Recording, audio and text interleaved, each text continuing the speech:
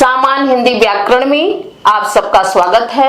आज का हमारा टॉपिक है आगत स्वर, आगत व्यंजन या नवनिर्मित वर्ण या व्यंजन। आज हम इन्हीं के बारे में पढ़ेंगे। देखिए, परीक्षा की दृष्टि से ये टॉपिक बहुत ही महत्वपूर्ण है और यहाँ से कई तरह के क्वेश्चन जो है आपकी परीक्षा में आते हैं। तो चलिए हम देखते हैं इसको। देखिए, यहाँ आगत का मतलब है कि जो पहले नहीं था बाद में लाया गया है।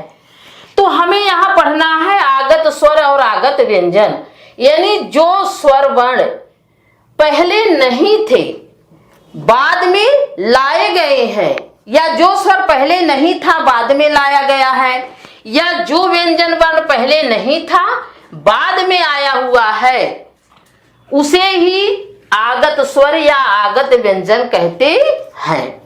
देखिए, स्वर में देखिए आ का ये रूप, आ पे अर्धचंद्र लगा हुआ है। ये आपकी वर्णमाला में कहीं आपको नहीं दिखा होगा। या व्यंजन में क, ख, ग, जा, फा के नीचे एक बिंदी लगी हुई है जिसको नुक्ता कहते हैं।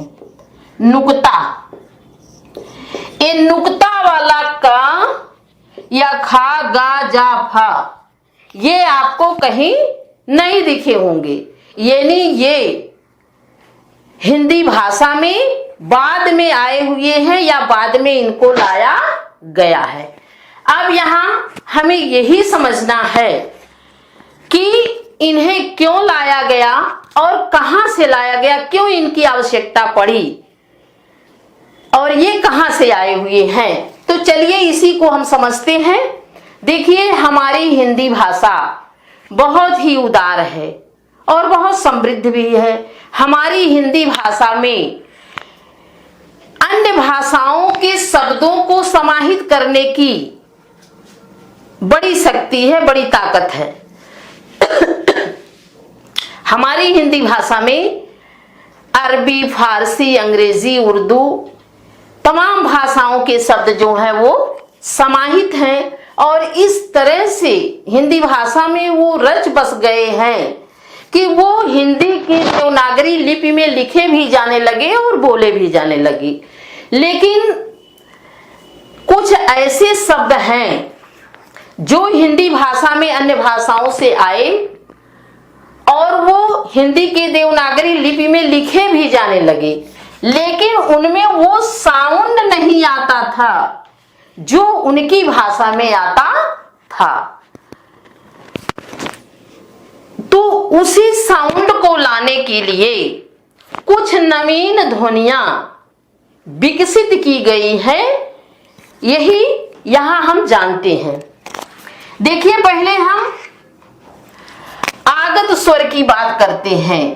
तो आगत स्वर में आ का चंद्र, अर्धचंद्र वाला रूप, यानी आ के ऊपर अर्धचंद्र लग जाता है, बिंदी नहीं लगती, अर्धचंद्र बिंदु, केवल अर्धचंद्र लगता है। तो ये जो है ये नया वर्ण लाया गया है।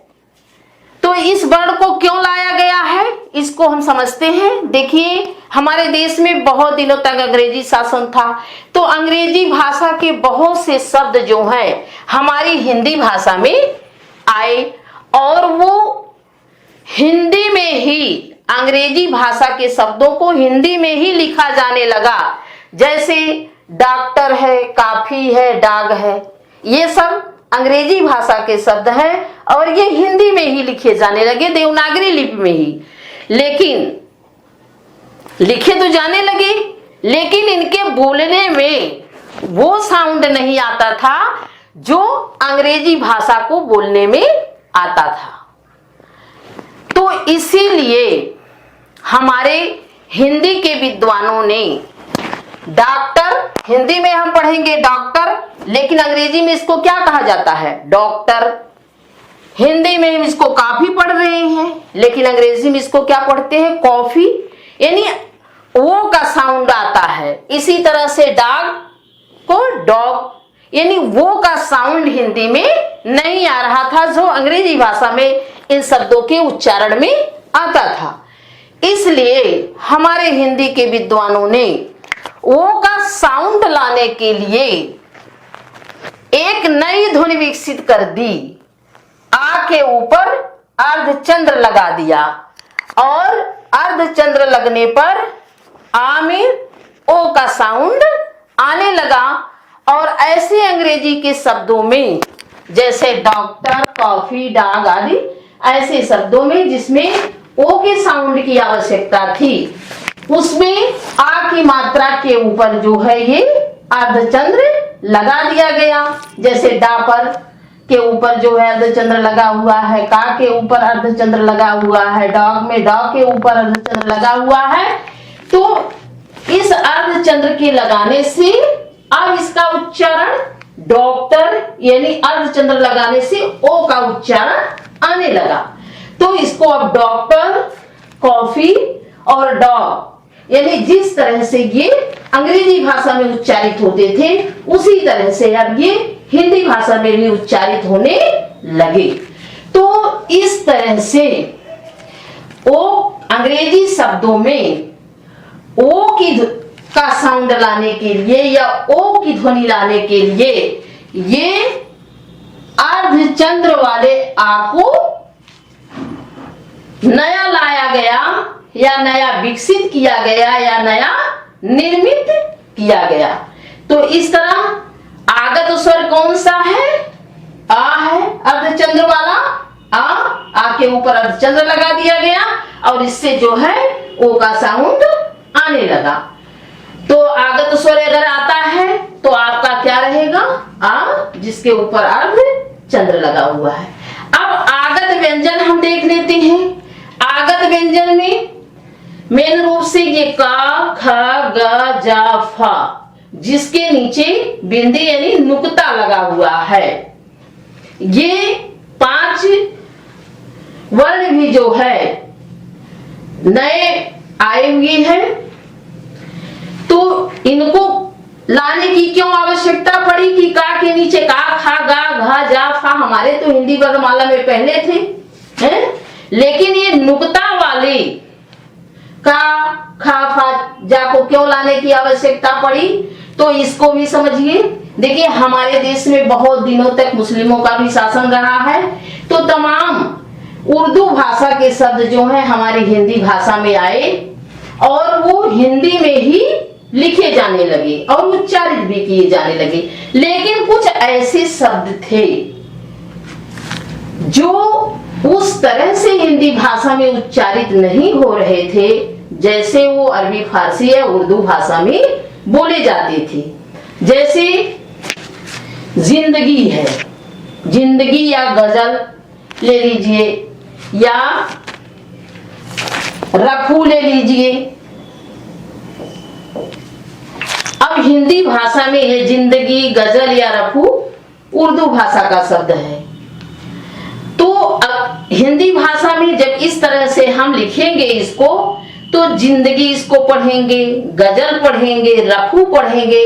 जबकि मुस्लिम लोग इसका जब उच्चारण करते हैं या अरबी, फारसी या उर्दू में जब इसका उच्चारण होता है तो जिंदगी को जिंदगी ना करके जिंदगी एक झंकार पैदा करके जामे जो है उच्चारित किया जाता है। इसी तरह से गजल को गजल, रफू को रफू इस तरह से उच्चारित होता है।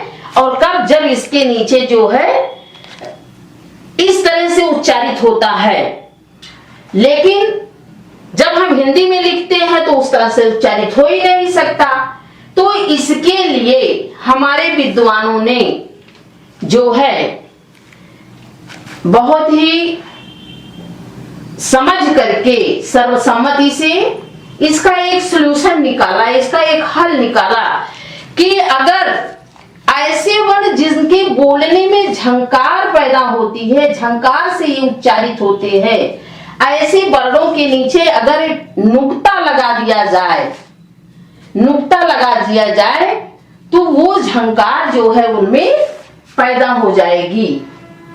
तो उर्दू के शब्दों को उच्चारित करने के लिए जिसमें झंकार की आवश्यकता थी और वो मेन रूप से का, खा, गा, जा, फा से ही बनते हैं, उच्चारित होते हैं, तो उनके नीचे जो है ये नुक्ता की व्यवस्था उन्होंने की।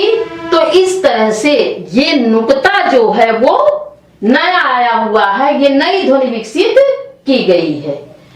तो जब हम जिंदगी में जाके नीचे जो है ये नुक्ता लगा देंगे तो जिंदगी को जिंदगी कहा जाने लगेगा, गजल को गजल कहा जाने लगेगा और रफू को रफू कहा जाने लगेगा।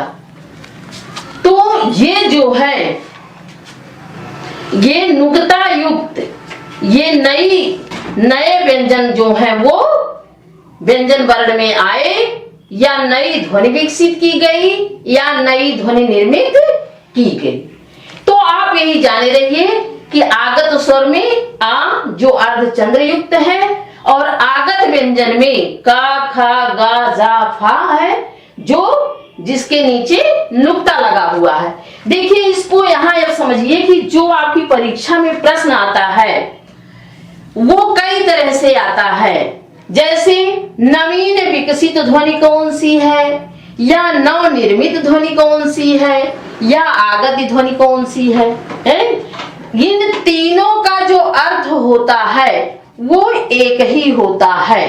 अब वहां हमने आपको समझा दिया कि अर्धचंद्र वाले आ को या का, खा, जा, फा जो नुक्ता से युक्त है को नया विकसित किया गया या नया निर्मित किया गया या नया लाया गया। तो इन तीनों की मीनिंग जो है या इन तीनों का अर्थ एक ही है कि जो ध्वनि नई विकसित की गई या जो ध्वनि नई निर्मित की गई या जो ध्वनि नई लाई गई तो वो कौन सी ध्वनि है? ये आ और का, खा, गा, जा, फा जो नुक्ते से जिनके नीचे नुक्ता लगा हुआ है। तो जब इस तरह के क्वेश्चन आपकी परीक्षा में आए तो ये जान लीजिए कि दोनों में से कोई भी ऑप्शन होगा। अगर आ का ऑप्शन है चारों विकल्पों में से एक विकल्प आ है तो आ सही होगा जिसपे चंद्र लगा हुआ है। अगर का, खा, गा, जा, फा में से कोई वर्ण है या कोई दो वर्ण है तो ये सही होंगे, क्योंकि यही जो है नई ध्वनियां है, नई विकसित की गई ध्वनियां है, नई आई हुई ध्वनियां है, नई निर्मित की हुई ध्वनियां है।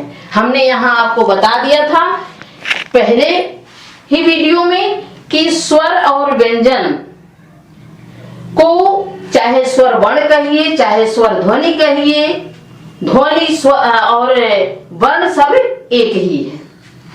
तो ये आप समझ गए होंगे नवीन विकसित ध्वनि, नवनिर्मित ध्वनि और आगत ध्वनि या आगत स्वर या आगत व्यंजन को आप बहुत अच्छी तरह से समझ गए होंगे। अब चलते हैं तीसरा जो है वो नवनिर्मित वर्ण या व्यंजन है।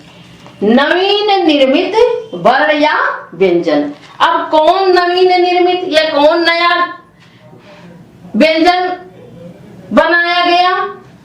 निर्मित माने होता है बनाना, यानी कौन नया व्यंजन निर्मित किया गया, कौन नया व्यंजन बनाया गया।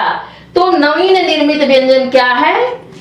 ड़ा और ढा है, जो टा, ठा, डा, ढा, ड़ा में से डा और ढा का ही जो है रूप है, जिसके नीचे जो है बिंदी लगा दी गई है, जिसके नीचे जो है वो बिंदी लगा दी गई है।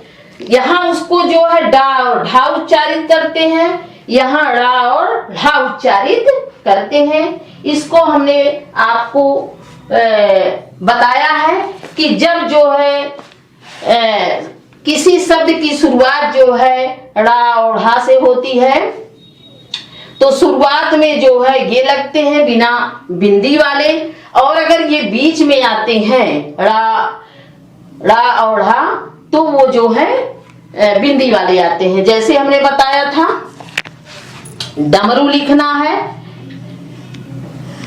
तो डा को इस तरह से लिखेंगे।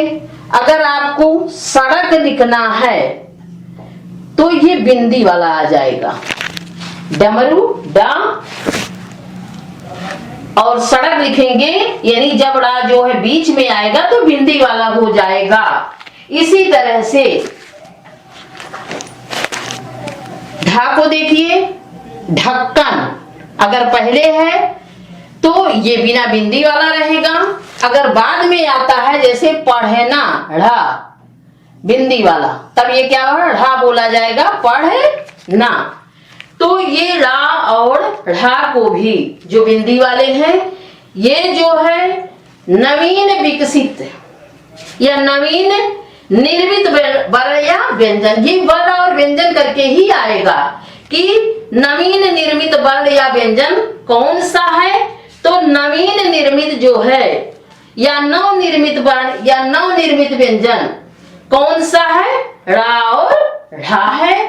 तो हम समझते हैं कि आप जो है अब इस टॉपिक को बहुत अच्छी तरह से समझ गए होंगे और आपकी परीक्षा में इसमें से किसी भी तरह का क्वेश्चन बन के आता है तो आप जो है उसको अच्छी तरह से समझ जाएंगे और सही कर ले जाएंगे। देखिए हिंदी भाषा में आपको जो शब्द है उसके अर्थ को अच्छी तरह से समझना बहुत जरूरी है, क्योंकि जब अर्थ जो है आप अच्छी तरह से समझ जाएंगे तो उसका आंसर आप बहुत जल्दी जो है वो जान जाएंगे। तो यही कोशिश कीजिए कि शब्दों के अर्थों को जो है आप जो है अच्छी तरह से समझें। अब जैसे यही है नवीन विकसित ध्वनि, नवनिर्मित ध्वनि, आगत ध्वनि, सबका अर्थ क्या है, एक ही है। अगर आप शब्दों के अर्थों को जानेंगे तो सब एक ही है, और नहीं अगर शब्द के अर्थ को जानेंगे तो कंफ्यूज हो जाएंगे। तो इस तरह से अर्थों को समझना बहुत जरूरी है। बस आज के लिए इतना ही, धन्यवाद।